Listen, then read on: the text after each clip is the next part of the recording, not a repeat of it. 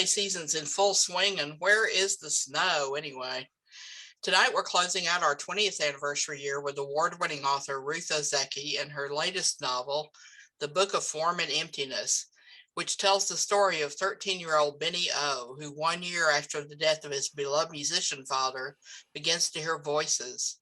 The voices belong to things in his house: a sneaker, a broken Christmas ornament, a piece of wilted lettuce. Although Benny doesn't understand what these things are saying, he can sense the emotional tone. Some are pleasant, a gentle hum or coo, but others are snide, angry, and full of pain. When his mother Annabelle develops a hoarding problem, the voices grow more clamorous. Ruth will be in conversation tonight with local writer Stephanie Green. And since it's that time of year, I'm enjoying a red varietal from Spain, where it is certain to be warmer than it is here. What is everybody else drinking? Oh boy, look at this list. Let's see.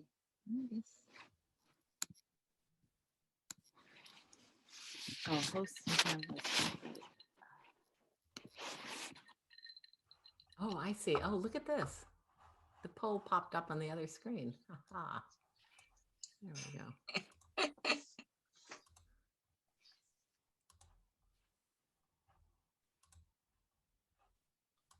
There. So, Ruth Ozeki is a novelist, a filmmaker, and a Zen Buddhist priest whose books have garnered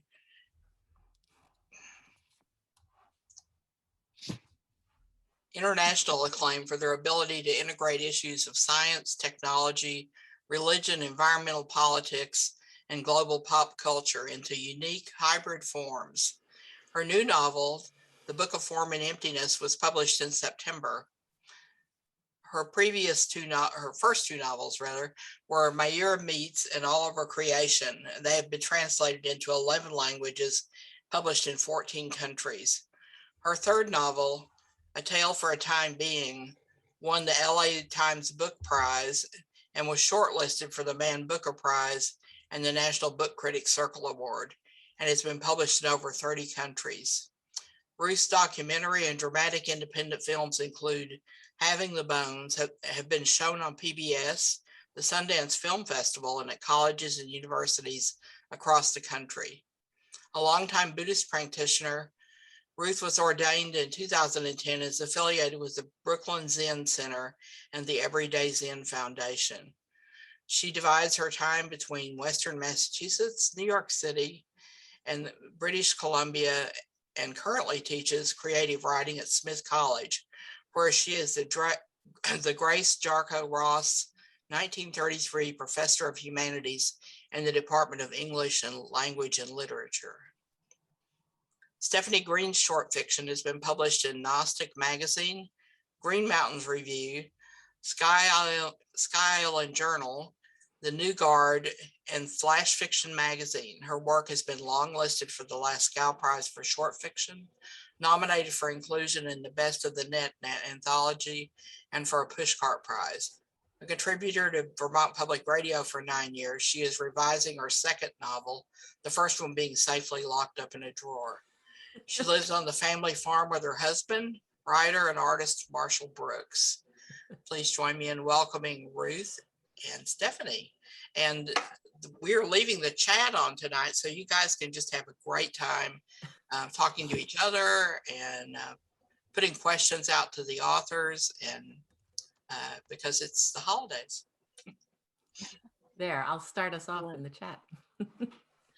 Excellent. Excellent. Well, welcome, Ruth. It's so lovely to have you here, and so lovely to be joined by everyone tippling away. I will post the recipe for a nor'easter in the chat in a moment. And but I'm just so happy to have you here. Well, thank you. I wish I could actually, be there in Brattleboro, but I'm not that far away. I'm just, just down 91. Yeah. So. Yeah. Well, that's Northampton's great. Northampton's great. Yeah. Well, you created such a rich world in the book of Form and Emptiness, which I have right here to show to the world. Thank you. Uh, there's so many wonderful stories, ideas, and characters woven into this book, from Walter Benjamin to hoarding to the nature of reality, mental health and creativity.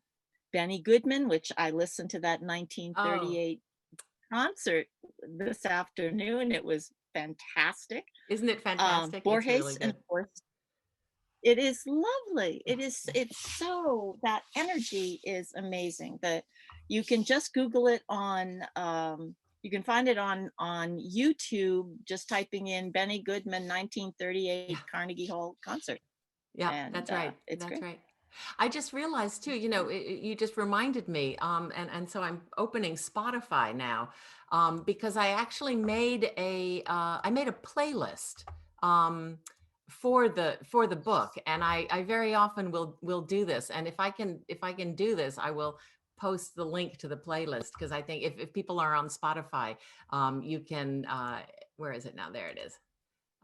You Oh, can, fun. yeah, you can, let's see, I forgot how to do this, but you can, you can play it, and it's fun. I always think it's fun.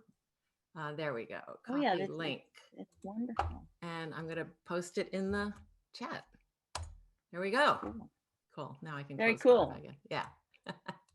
So All right. these are sort of the songs that I was listening to as I was writing the book. So Yeah. Oh, great. yeah, Oh, yeah, wonderful. yeah. Then there Oh, were songs wonderful. that All somehow right. evoke the book in my mind, somehow.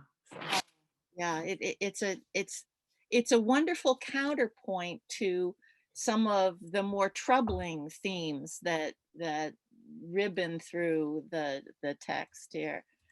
Um, so I want to start with you, though. A book has to start somewhere. That wonderful phrase from the book. yeah. How did you come to be a Buddhist monk? Oh my goodness. Yeah, that's a kind of long story, but I've been it's all it's the Buddhism, Zen Buddhism is the religion that my Japanese grandparents practiced. And so my Mhm. first memory as a little tiny person, human being, when I was 3 years old, I think approximately 3 years old, was the image of my grandfather sitting on the floor meditating, and he and my grandmother had come to visit us in New Haven, which is where I grew up, and this was back in the 1950s. It's just like so long ago, and they had arrived late at night, and when I was asleep, and so first thing in the morning, I mean, it was kind of like Santa Claus had come, or something special was going on, right? And my mother sent me into the bedroom to call them for breakfast. And I remember, it was funny because this is such a physical memory that I have of reaching up for the doorknob, reaching Yeah. up for the doorknob and turning it and opening the door and kind of looking in and seeing my grandfather sitting on the floor, cross-legged, right? Mhm. And he had his eyes closed, and this was like the weirdest thing I'd ever seen in like all 3 years of my life, because you know because he was like a grown-up, he was Sure. like a grown-up, and he was sitting on the floor. And in New Haven back in the 1950s, grown-ups didn't sit on the floor, they sat Yeah, on chairs. right. And so this was just so strange, and I remember sort of looking, and then he opened his eyes, right? And we kind of made eye contact. And that too was weird because, usually a little 3-year-old doesn't make eye contact with, a grown up, because you're always looking up, right? But he was low enough, right? So that we Yeah. made eye contact. And of course, then I was like terrified and went running from the room, I think, but what he was doing was he was meditating, right? And so I think that in a way it was kind of like almost I was like a little duckling, and I imprinted on that, Oh, that sort of oh, moment, right? yeah. So that's one explanation about how I became a Buddhist priest. But the other explanation is just that I was always interested in meditating, and sort of grew up, came of age in the 60s and 70s. And, back in the olden days, everybody was interested in meditating because like the Beatles did it and stuff, Sure. and Right. so, I remember I was what was it called? Initiated into transcendental meditation when I was like Yep. 14. And I remember being like around 7 years old, trying to meditate in front of a candle, staring at the candle, Oh, trying to reach wow. enlightenment or something. Yeah. And then, just continued this engagement with Buddhism, kind of, curiosity, Uh, all the way through until finally in the I guess it was in the mid 90s. Yeah, it was in the mid 90s I started getting really serious about it. And that was when my parents were elderly by then. They were both getting sick. And I started to sort of realize the truth of impermanence, and yeah. the truth of sickness, old age, and death. And that's when suddenly I realized I need something more serious. I need something to kind of help me and make me stronger and give me kind of a backbone, right? And so I just Mm-hmm. started practicing really seriously and doing a lot of meditation. And then I met my current Zen teacher, Norman Fisher. And he has this organization called Everyday Zen. And here's a little sneaky plug because I'm the editor of the Everyday Zen website. And we have, I don't know, Oh, that cool. literally thousands of Norman's Dharma talks, his lectures and talks Ah, up on oh, the website. wonderful. Yeah, it's great. It's a wonderful resource. And so I met Norman, and he's a writer, he's a writer too. And he was, his talks were very inspiring, and we started practicing together. And then in 2010, I asked, I mean, it was actually earlier, but I asked him if he would think of ordaining me. And so he did in Mm. 2010. And so I've been a priest ever since. I'm, I wear so many hats. I am a novelist, and then I'm also teaching. And so, I think I do too many things, and probably none of them well, and certainly none of them quickly. Well, So yeah. well, Yeah. quick is one thing, but I think you've nailed the writing end Oh, thank you. beautifully. Thank you. Thank you.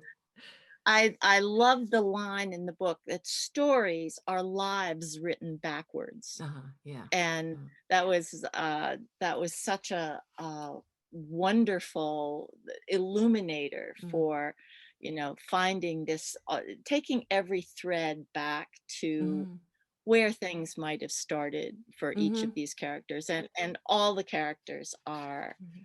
um engaging and sympathetic. It's just a very tender Oh, book, thank I you. found. Thank you. Thank you. Yeah, Yeah, it it's was. Did you have a favorite I'm sorry to interrupt, yeah. go No, ahead. no, no. Keep Go going. ahead. Yeah. Did you have a favorite character Oh, that's sort in of like writing? asking, do you have a favorite child? I know, I know. It's like, or, do you have a favorite book? Which of your books is your favorite? Yeah, I let's see now. Well, there's Benny, who's, the protagonist, hmm, and there's his mom, Annabelle, and there's a Slovenian poet philosopher named Slavoj, who's also yeah, called the Bottle Man. He's homeless, and he's a yeah, poet.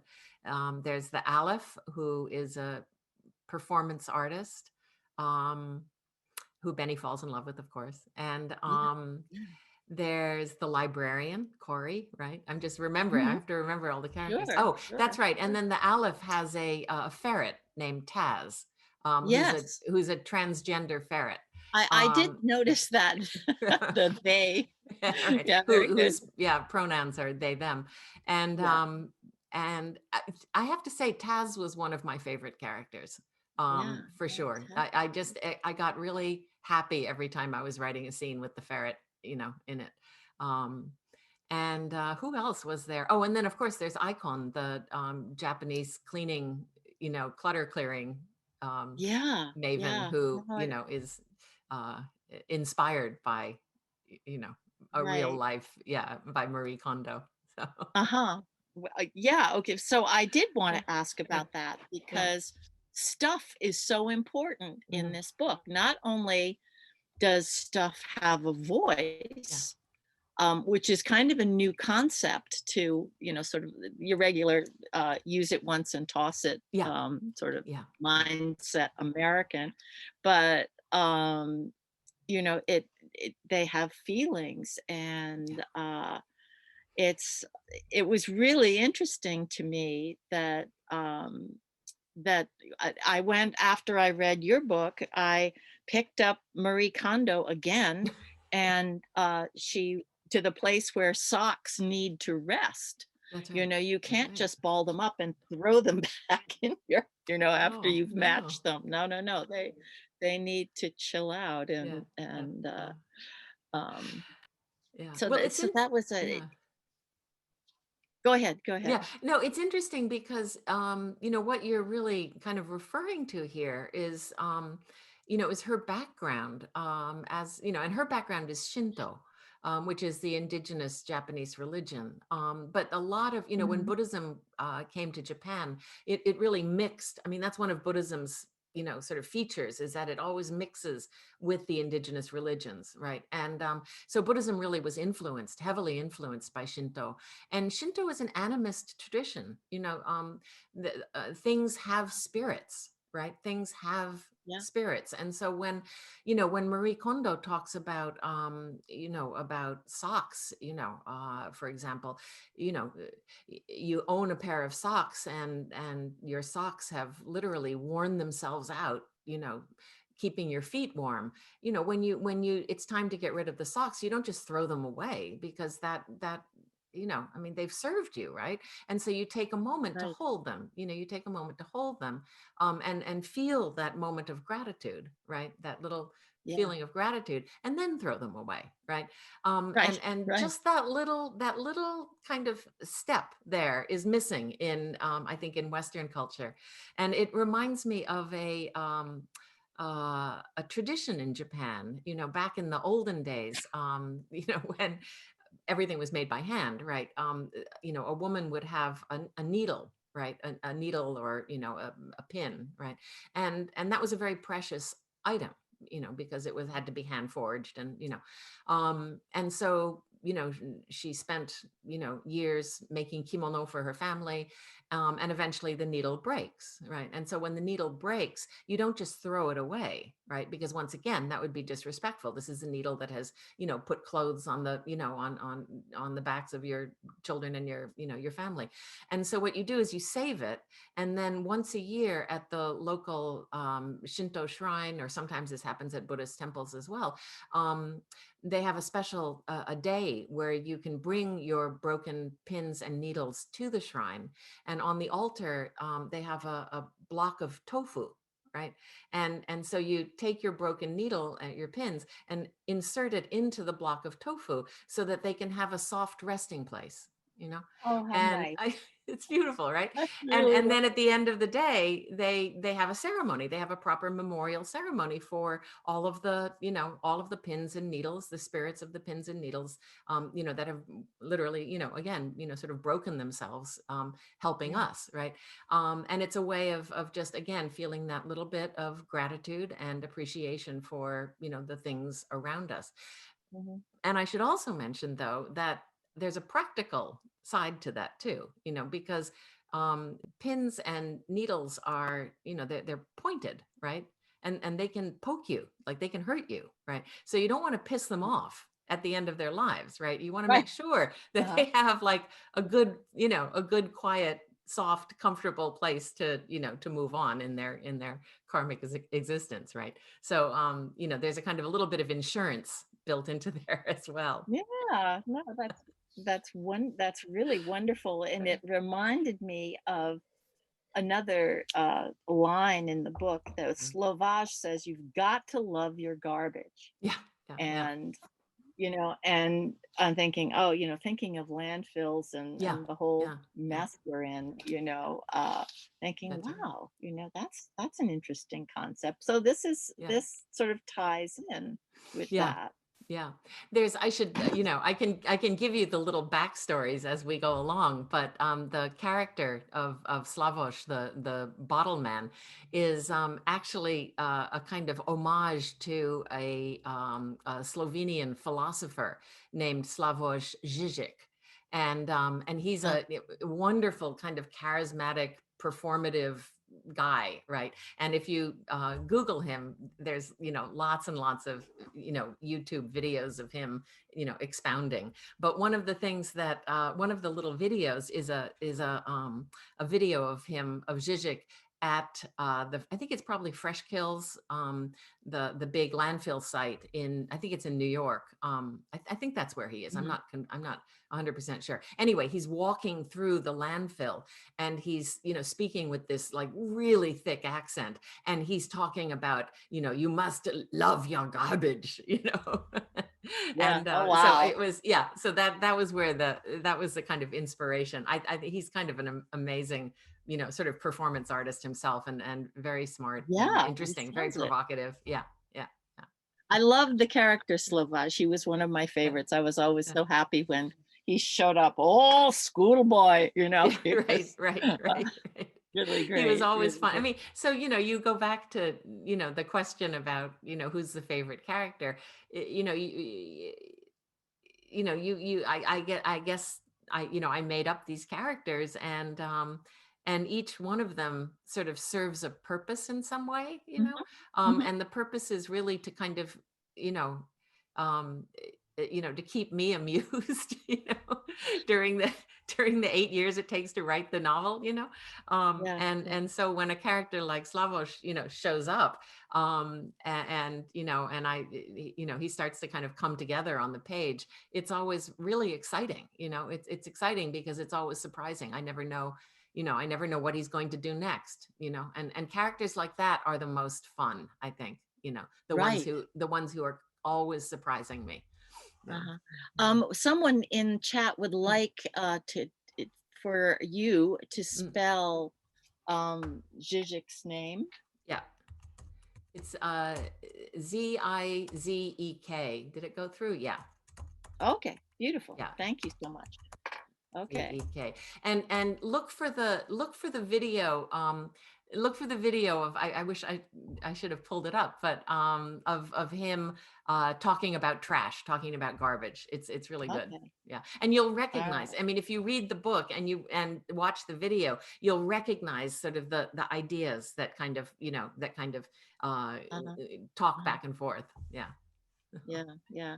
Well, one of the things I loved about Slavoj was he opened up the definition of creativity for Ah, yeah, Benny. yeah, yeah, yeah. That's And, right. That's right. he said, look, it's not, you're creative too. You're hearing these things because you're an artist. Yeah. Um, and, maybe, take some of these diagnoses with a grain of salt. I mean, he was just so irrepressible Yeah. and marvelous Yeah. and refreshing. Yeah. Well, So, Benny, I think, Benny asks him at one point, do you hear voices too? And Slavoj looks at him kind of offended and says, of course I hear voices. I'm a poet. Where do you think poems yeah, come from? Right. And yeah. so he has a completely different interpretation of this voice hearing than Benny Hmm. does.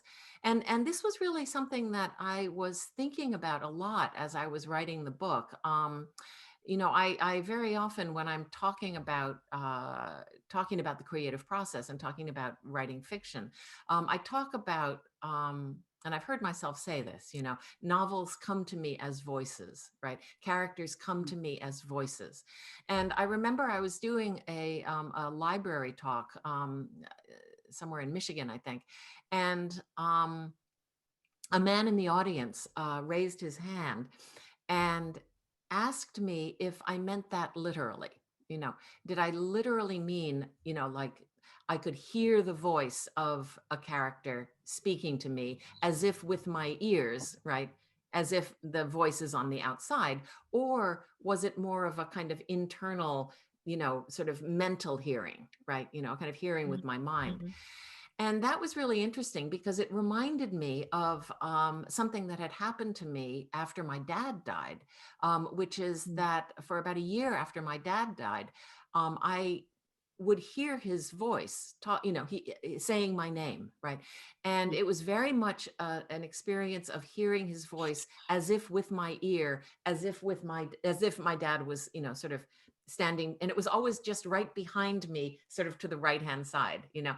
and I'd be Right. doing something kind of random, like washing the dishes or folding laundry or something, and I would hear him clear his throat and say my name, right? And I'd look around, because I'd be really startled, and of course, he wouldn't be there, and then I'd kind of experience that hit of sadness and loss all over again, right? So Mm. this happened about, I don't know, 5 or 6 times over the course of a year. Each time was so fleeting, it was so quick.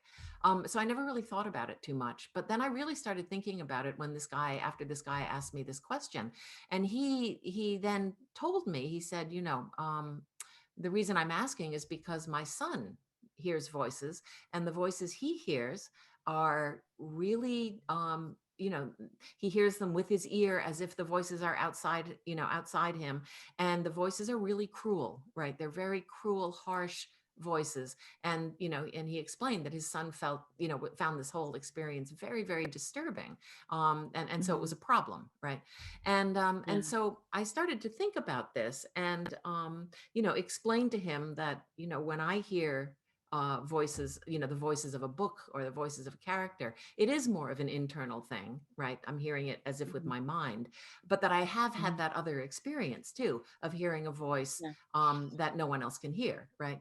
And and so I started to think about this. Oh, and then also, of course, as a writer, you would know this, but I think most people, but particularly creative people, I think, have this problem of the internalized sort of neurotic voices of the critic, of the inner Right. judge, who are always telling Right. you that what you're writing is terrible, and nobody's going to be Mhm. interested, and you should go get a Mhm. real job, and all of these kind of really harsh voices, right? So I started to think about this whole thing as a kind of spectrum, right? That on one hand, Right.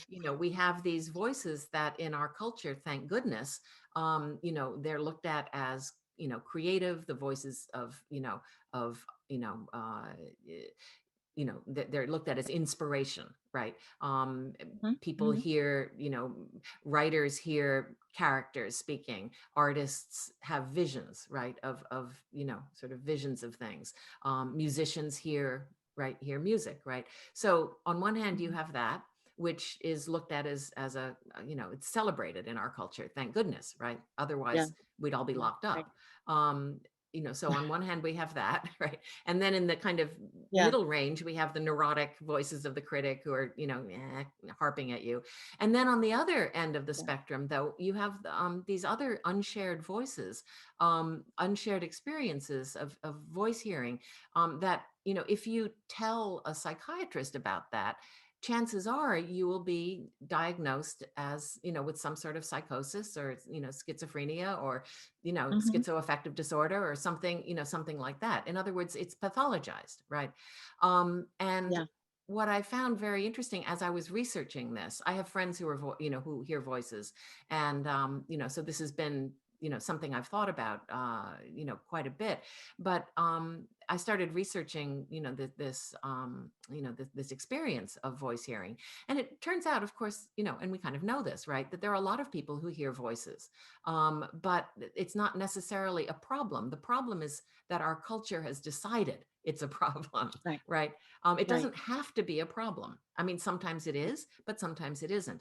And then there's a long list of people who talked about hearing voices. I mean, the fathers of modern psychology, Carl Jung and Sigmund Freud, have both written about hearing voices, their own, hearing voices themselves. Gandhi apparently heard voices. Certainly Joan of Arc heard voices, right? Yes. So Yeah. there are plenty of examples of people who, who have, who hear voices, who are not particularly bothered by them. And so it's, as a result, not a problem. However, again, if you talk to kind of mainstream, psychiatric practitioners, that would be a symptom of some sort of psychosis. So I just thought that was Right. interesting because, it's this whole idea of what we call normal, right? That normal is a Mhm. social construct, right? We have invented this concept of normal, right? And so why can't we Yes. change it? Why can't we widen it out to be more inclusive, and to include a greater, variety, a sort of more Right. generous, variety of human experience. So, Mhm. yeah. Julia Cameron, who wrote The Artist's Way, in one of her books, I don't know if it's in The Artist's Way, said that she thinks that many mental emotional problems are come back to thwarted creativity. Oh, that's That, fascinating. Yeah.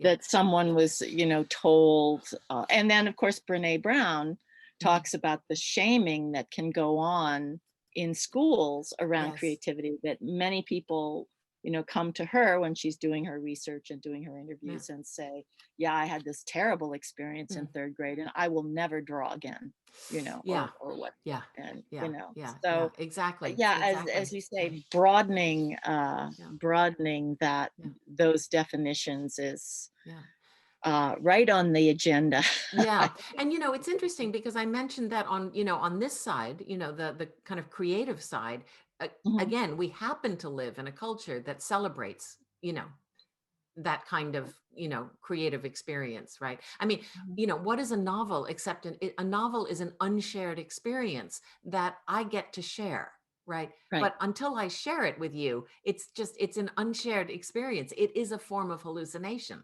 until I share it with you. And then it becomes a mutual hallucination, right? Right. Yeah. I mean, that's what it is, right? And so thank goodness we live in a society where, making stuff up, right? Like writing fiction, making stuff up, is not persecuted. It's not a criminal, Right. act, Right. right? I can imagine, I can well imagine a culture that would consider that to be, an offense, right? Mhm. Making stuff Oh, up could be an offense, right? Yeah. Yeah. And on Yeah. the other side too, there are plenty of cultures who celebrate people who can hear voices. I mean, shamanic cultures have traditionally done that. So, Right. oracles, right? These Yeah. are it just happens that in our culture we don't, right? So this Yeah. is what I mean. It's all of this is a socially constructed phenomenon. So Right. let's Right. change it. Yeah. Yeah. Easier So said than tell done. me, I have another of those, what was your most fun Mm. thing questions? And this is, um, were there certain things that were really fun for you to research as you Oh, began to oh. consider, oh, what would this be like if I added this? Yeah. Well, I need to look, I need to find out more about X. Yeah, yeah. This is why it takes me so long to write a book. It took me 8 years or so to write this one, because I go down rabbit holes all the Uh-huh. time, and so sure. Let me give you some examples. Uh, okay, so when I moved into, okay, let me back up a little bit because these kinds of stories are a little bit related. One of the One of the things I try to do when I'm writing is to surprise myself, right? I Mm. like to try to open the fictional world up to, and it's really hard to surprise yourself, right? Yeah. Because Yeah. how can you surprise yourself? You can't surprise yourself, right? I mean, you already know, and then it's not a surprise. So Yeah. you can't do that. So what I try to do is open up the process to allow for a kind of randomness to occur, Mhm. right? Mhm. Random elements to kind of infiltrate the book. And in this case, there were I knew that there were going to be lots of objects in the book, right? And if I were to decide and choose what objects, right, that choice would be kind of circums- circumscribed by my own experience and my own mind, which I'm quite familiar with, and so is a little bit less interesting to me, right? Yeah. Yeah. So I wanted to figure out a way of breaking out from that, from the ruts in my own mind and allowing for other kinds of things to come in. So I made this rule that when somebody, when a new object or a new idea or a new something came into my life, I would put it in the book and see what happened. Okay. So, for example, and this is tangentially related to your question about research, but my editor went to the Bahamas and came back with, she was researching pirates, and she came back with this little present for me. Okay. Oh, wow. Can you Oh, see it? fun. Oh, Yeah. yeah. Yeah, yeah. Yeah. It's a snow globe with a little turtle in it. Right. Wow. Right. And you'll recognize this from the book. Right. Yes. So when I got this, I thought, this is perfect. I'm going to give this to Annabelle, who's a bit of a hoarder, and she likes to collect things, right? So I gave this to Annabelle, and before I knew it, Annabelle was on eBay, you know, uh, buying snow globes, like collecting snow globes. She had this snow globe collection, right? And so that's how that element of the story came in. Then Uh-huh. of course I had to restart researching snow globes, so I did, and a lot of that research was done on eBay. It's still called research. and Right. um and and then I came across these kind of weird snow globes that artists were doing that were kind of stark and unconventional.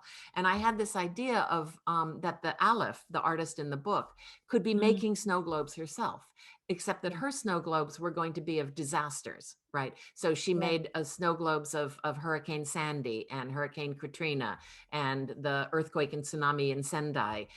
She made snow globes of 9/11, right? So she made Mhm. these kind of disaster or catastrophic snow globes. So that element entered the book. The other thing too, though, is that the snow globe itself became a kind of metaphor for Benny's relationship with the world, right? That he's Yeah. hearing these voices that are, sort of swimming around his head, and he's kind of enclosed in this bubble, right? Mhm. So that was a kind of wonderful tangent to go off on, and spent a lot of time looking at snow globes on the internet and stuff like that. So then another example would have been when I moved into this house that I'm living in now. I found a picture of the Apollo 11 astronauts. It was a poster, right, of the Apollo 11 astronauts. Okay. And I thought, that's good. That needs to go into the book. So it did go into the Mhm. book. And then I became obsessed with the Apollo 11, moon landing, right? And all Yeah. of the experiences of the astronauts. And I started, again, just online, I was looking at at images of the moon with all of the craters, and the craters have the most beautiful names, And so Oh. that of course had to go into the book. And then I ended up finding this, right? Oh, Which yeah. is Wonderful. which is a lunar globe, right? And again, it's just this beautiful object, which then Benny's father gives to him, Mhm. and Benny and his mother and father play a game in the book, where they spin the moon. They spin the moon, and wherever they land, they have to make a story. They have to make up a story about that Mhm. crater, right? So Yeah. that kind of entered in that way, and that required, I mean, lots of untold hours researching the moon. Okay, which was really fun. Oh, it was Then, such a fun yeah, part of the book. I yeah, loved it. Yeah. yeah, yeah. And so I'll just tell you Good. one more thing that was weird was that a lot of the book takes place in a library, right? Mhm. And so I was telling somebody that I was writing this, and that the book was set in a library. And my friend said, "Oh, you should really read Walter Benjamin's essay, Unpacking My Library." And I had Mhm. read that a long time ago when I was in Mhm. college reading Walter Benjamin, but I didn't really remember it. And so I tracked it down. I had an old copy of Illuminations, his collection of his essays. And so I looked it up and read it. And it was just, it was perfect. It was the stuff that he says about books, about collecting, it was just perfect. So Walter Benjamin sort of entered, the Book of Form and Emptiness as a kind of almost like guiding spirit, right? And I use his quotes from his various quotes as epigraphs throughout the book. And so of course then I went down a complete rabbit hole with Walter Benjamin and started just reading and reading and reading Benjamin. And I was reading a collection of his letters to the philosopher Adorno. They had quite a correspondence. And in one of Adorno's letters to Walter Benjamin, he mentioned Walter Benjamin's snow globe collection. No.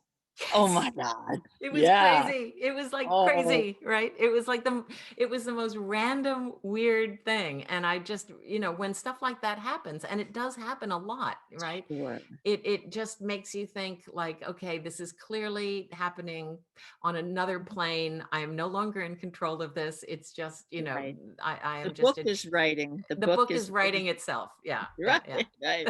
right.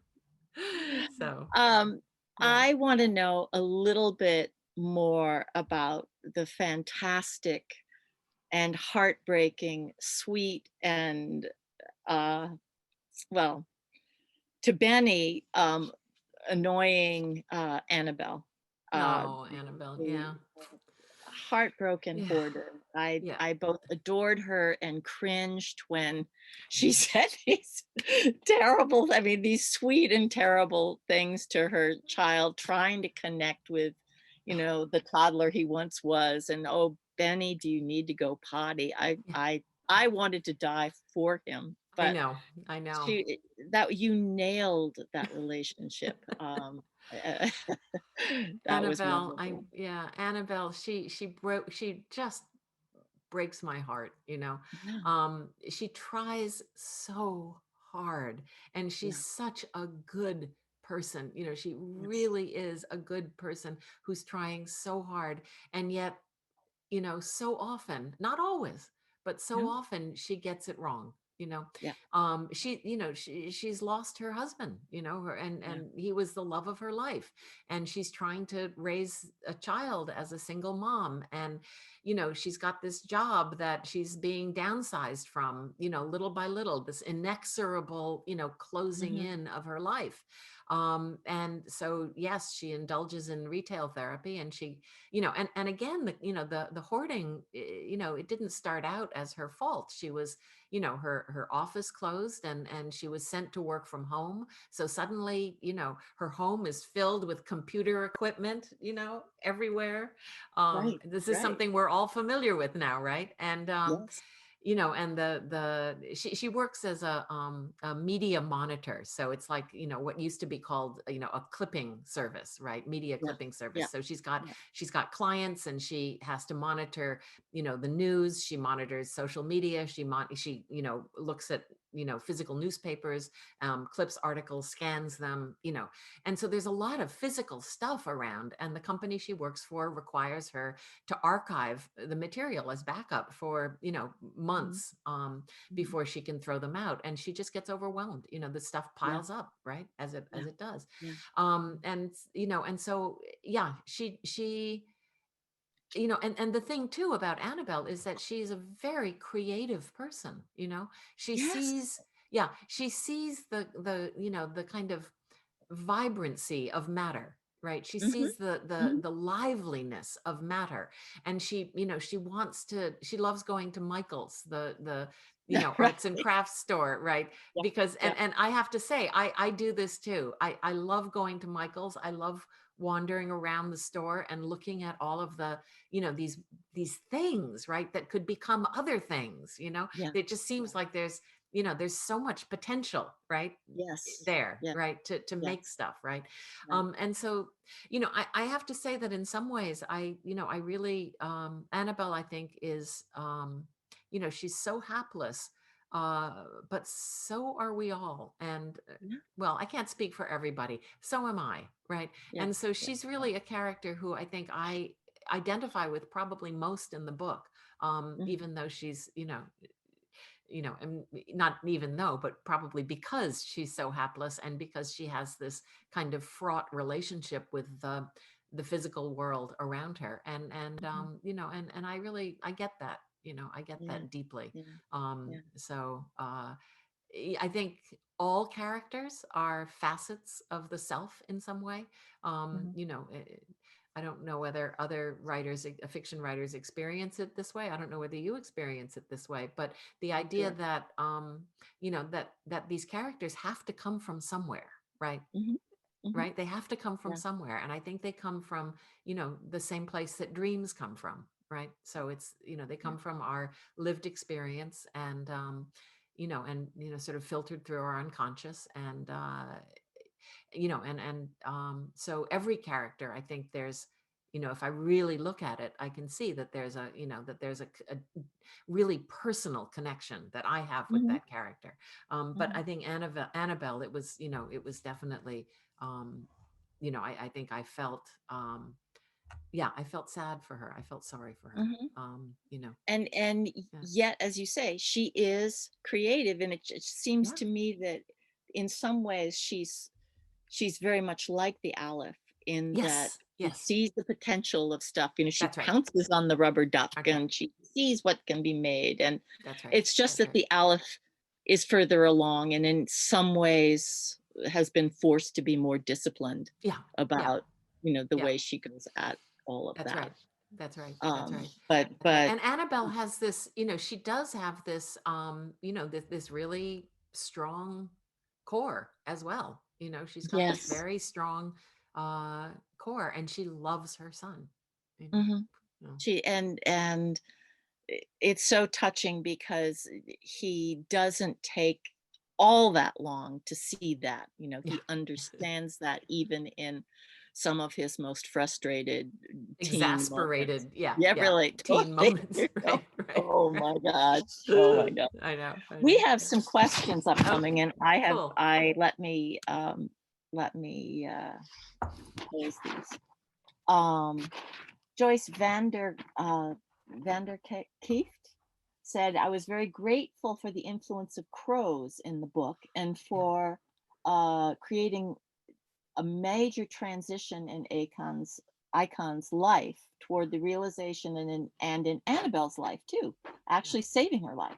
yeah. So, what do you want us to understand about the role of animal life in our awareness? Or are Yeah, they simply well, symbolic? again, I think that when um I'm going to turn that around a little bit, because when I'm writing a book, I'm not really thinking about, you know, the audience, the readership, what I want people to understand or take away from the book. It's too early for that, right? I Hmm. don't really start thinking about that until after the book is published, and then I start to hear from readers, Yeah. like you, that readers have gotten something from a particular aspect, in this case crows, for example, or and but I don't think about that in advance. When I the crows just kind of flew into the book. I had this kind of image of of the crows being kind of a well, I mean, I love crows. It goes back to the research too. I Hmm. spend a lot of time reading about crows because they're so interesting, and they're just fascinating, and they're so smart. Yeah. And so it just made sense that crows would kind of fly into the book, and once they were in the book, they would start to behave, they would start to do things. um Annabelle had a particular relationship to crows because she thought of them as her husband's crows, right? I mean, he Hmm. was the one who fed them, so she kind of Yeah. inherited these crows. But they saved her, and Yeah. so, or at least she thought that, she felt that. So it's that's what I mean about the kind of cause and effect. It's not like I'm thinking, like what, I want people to take this message away from this kind of, the introduction of the crows or the symbol of the crows. But people respond to that, readers, I hope, will Hmm. respond to it and make their own meaning out of it. And this goes back to my, deep conviction about books, any books, but particularly about fiction. I really believe that this is a collaboration. That Hmm. the Book of Form and Emptiness it's a collaboration. Any piece of fiction is a collaboration. I do my part, which is to sort of bring the world up and put it on the page somehow. And then the book, and it's interesting too, because we think of it as, this is a book, right? It's like one book. But it's not, it's never that. It's only that one book when, before it's published. Once it's published, it goes out into the world and readers read it, and then they collaborate, they bring their own lived experience to the book, right? And transform it, right? So it's a Yeah. collaboration between me and, all of the different readers of the book. Each version of the book is different, right? Each version is specific to the reading of that particular reader, right? And so in that sense, I mean, it's quantum, right? It's like a Right. quantum, it appears to be, a particle. It appears to be a singularity, the book, right? But actually it's not. Actually, it's an array, right? And so and it is, I can't do it myself. I make my version of it, but then it goes out and it's a collaboration that unfolds over time. I hope over time. I hope the Yeah. book has a long life, I Yeah. hope it continues to be read, so it's a Yeah. collaboration that can happen over decades, right? So, I guess that's partly why I wouldn't presume to, I just wouldn't presume to, to think, oh, I want readers to understand it in this way, because that would take the reader's agency away, right? Right. It would kind of eliminate the collaborative nature of this process, which is, to my mind, one of the most magical things, that we have. Yeah. Yeah. Yeah, Wonderful answer. yeah, Thank you. yeah, Here's a question from yeah, Connie Green. mm, You mentioned your Japanese yeah, Buddhist grandparents. What was your childhood like? Did you mm. feel the Ah. mixture of cultures as a beneficial thing, a burden, or question Or mark? question mark, all of the above. Yeah. you know I think that, when I was really little, I didn't, you don't really understand race and Right. culture, when you're Right. really Right. little. Right. Everybody's just like, whatever, just, we're all just little beings, right? Right. But it doesn't take long to realize that, that maybe you're different from, the other people around you, or that, maybe, people are saying things to you that, sort of target you in a certain kind of way, right? I was born in 1956, which was 11 years after the end of the war. And, that war, the World War II, The like that capital old W war. war, right? Right. Yeah. Yeah. Yeah. It's like many wars ago, it's Yeah. pretty, Yeah. and so 11 years is nothing, right? 11 years Yeah. is no time at all. Um, and but so it was very fresh in people's minds, and so when they saw, a little girl who was mixed race, half Japanese, half, American, that meant something. It meant Right. something completely different than what it means now. And Mhm. I remember, for example, going to, a farm supply store with my dad. Um, and the guy at the store, the older man at the store, I mean, of course, everybody was older back then when I was just a little kid, but, he used to call me Susie, right? And I just thought that was, it was like, oh, I have a nickname, I thought, Mhm. it was kind of affectionate, right? And Yeah. it was sweet. And I thought it was, I thought it was kind of great. But it turns out that Susie was kind of a generic name for, for Asian prostitutes, for Japanese prostitutes. And it Oh was, God. like Susie Oh my Wong, God. right? Like Yeah. Susie Yeah. Wong, right? Yeah. Yeah. And of course, I had no idea. And I just Oh, thought it was, like, oh, I'm wow. special. I'm Susie. And I named all of my dolls Susie as a result, right? Oh, golly. Oh I man. know, right? What a So, story. and I didn't put this together until much later. When suddenly I think I was in my, a teenager, and suddenly it hit me. It's like, oh my God, that's what that was about, right? Um, so, but at the same time too, I remember growing up and, and being surrounded by all of these things that were very special, to my house, Mhm. and it goes back to relationships with objects. But, my mother had these, objects that had belonged to her parents and came from Japan. And, and they were really magical to me. I didn't Mm, really know what they were, but they were right. beautiful. They were odd. Nobody else had them. They were special. Mhm. And I used to kind of play with them and not really understand them, but know that they had a kind of, they had stories inside. They Yeah. were powerful objects, right? And one of these was a box filled with uh, they were cut and polished rocks, like Mm, they were sort of, the rocks had been cut into slices and then polished, a high polish, and then mounted to little pieces of cardboard, and they were agates, and they're just beautiful colors, right, of these mhm. rocks. And these were just, really special to me when I was a kid. And only much later on did my mother tell me that they had belonged to my grandfather and that he had actually made them, or he had cut and polished them. And this had happened. This was something he did when he was interned during the war in a prison camp in Santa Fe, New Mexico, in the desert. And so, Wow. yeah, and so he used to go out into the yard and find stones. And Mhm. they had a facility, I guess, where they could slice and polish these stones, probably for the tourist trade, I would imagine, right? Sure. They were put to work. And so and so these were the ones that he brought home. And I didn't know that until Yeah. much later. But when my parents died, I'm an only child. I inherited their house, and it was filled with stuff. Yeah. And I had this feeling that I knew the stories for some of the things, the stories that were held in some of these objects, but many of the things that were in the house, I didn't know what their stories were. And I remember thinking, if only they could speak, right? If only these Mm, objects could speak, then I would know their stories, and that would help somehow. But as it yeah. was, I didn't know their story. I needed to get rid of the stuff, and there was a sense of helplessness about that. Yeah. So Yeah. anyway, that boy, Connie, I just whoo, went way off topic there.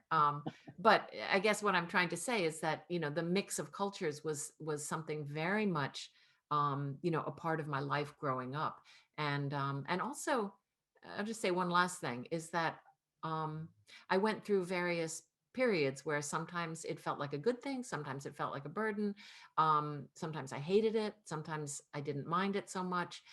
But then when I started writing, and when I started writing fiction, it suddenly hit me that when you're writing about a culture, like I write a lot about America and Japan, right? Um, it's always better to be on the periphery of that culture, to stand on the edge, because you can Mhm, see things from that perspective. If you're mhm. right in the mainstream of a culture, right, you don't have that perspective on it. You can't Right. see. And so it was really when I started writing and when I started making films that it hit me that this was a gift, even though it was Mhm. hard. There were hard Yep. parts, but it was a real gift. And I was so grateful that, Right. that I had that perspective. So, And the outliers are the ones who bring new information yes, into the exactly. Exactly. society. Exactly. They And always say that in ecosystems, the edges of an ecosystem are the most the fertile and most diverse places, right? that's And I've right. The always what thought is that it, was a, ecotones, or is that what it's called? The oh, is it? I don't know. Maybe. Yeah. Yeah. Well, there's a literary journal called Ecotone, Mm, and I had to look it up because I, sent great. something to it, and it is about that peripheral thing. All right, Oh, we've that's got great. like That's three great. more questions in 1 minute here. That's okay. Um, okay. Let's see. Well, you've got the questions. I've got Which them one do you too. want to Yeah, yeah. address? I'll just say, Eleanor, you ask, do I really listen to music and write at the same time? Um, I always have a soundtrack for every book. And I don't usually listen to it while I'm writing, because if there's lyrics and stuff, that would get confusing. But it's something about the songs that put me in the right mood for the fictional world that I'm creating. And Mm, so I'll touch back into it, and listen to certain songs, and then, sort of establish the mood that way. And then usually I put on some kind of ambient, no, ambient music to write to, mm, just to kind of create some kind of richness in the, ambient soundtrack. But the idea of having having songs or creating a mood that happens to me with music more than anything else. So I love doing that. It's part of it. Cool. Should I just go through? I'll just go Sure, through just and whip yeah, through. yeah. Yeah, What yeah. classes do you teach at Smith? I teach only one thing. I teach creative writing, creative, fiction. And I usually, it's an advanced workshop. And the students are wonderful, and they're incredibly creative. They kind of blow my mind, Cool. it's really fun to do. And then Christine says, right, we curiously neglected to mention Dr. Melanie. I'm so That's right. sorry. Yes, right. Dr. Melanie is the child psychiatrist. This is Christine Keegan's question. Oh, it's jumping around. Slow down. Let's see. Yes, in some ways she's a bit of a caricature of a type of mental health professional, but do you think her work with Benny changed her experience of reality? Yes, I do, and I won't say how because you haven't finished the book yet, but I agree. it's Dr. Melanie was an interesting character. I've always had a Dr. Melanie in my life ever since when I was Benny's age. I certainly had a Dr. Melanie in my life. Incredibly well-meaning person, but just a little bit, sort of trained in a certain way, in a certain kind of, mental health practice, and found it very difficult to kind of think outside that. And Dr. Melanie's very young, and I think she's really trying. And I think in the end, well, I won't say what happens in the end. Yeah. You'll tell Well, me. yeah, it's keep going, Christine. It's fabulous. It's fabulous. Okay. And one last one. Lorraine Esparza says, who is the typing woman in the library? Is that you? Yeah. I did feel that the typing woman in the library was probably me. Okay. It was that kind of relationship that I have with the book. The typing woman in the library is sitting in a carrel adjacent to Benny's carrel in the library. And she's just watching and typing, and it's as if she's doing some sort of research. She's always got piles of books everywhere, and she's just constantly typing, and occasionally she interacts with the characters, but basically she doesn't try to change anything, Right. and that is the relationship I think I have with my characters, that I watch them really carefully, but I don't try to impose my own conscious will on them, because usually things go wrong when I try to do that. So I just kind of let them behave, and yeah.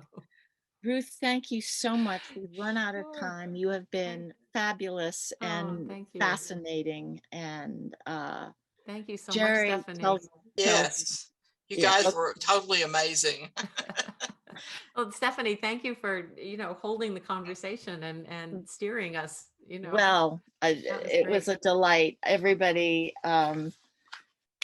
read this book. Enjoy it. Enjoy it. Oh, great. Everybody have a fabulous holiday, and we'll be back next month on January 14th, where we're going to feature Pulitzer Prize-winning biographer Stephen Naife discussing his new book, Van Gogh and the Artists He Loved. So he's a fabulous writer. His Van Gogh biography is the definitive Van Gogh biography, and this is a new book. So we're excited about that, and we look forward to seeing everybody then. Great. Wonderful. Thank you. Thank you, everybody. Thank you. Nice to see Have the a comments. wonderful evening and season, and hope to see you all soon again. Good. Yes. All right. Take care. All right. Take care, everybody. Bye. Thank Bye. you. Thanks.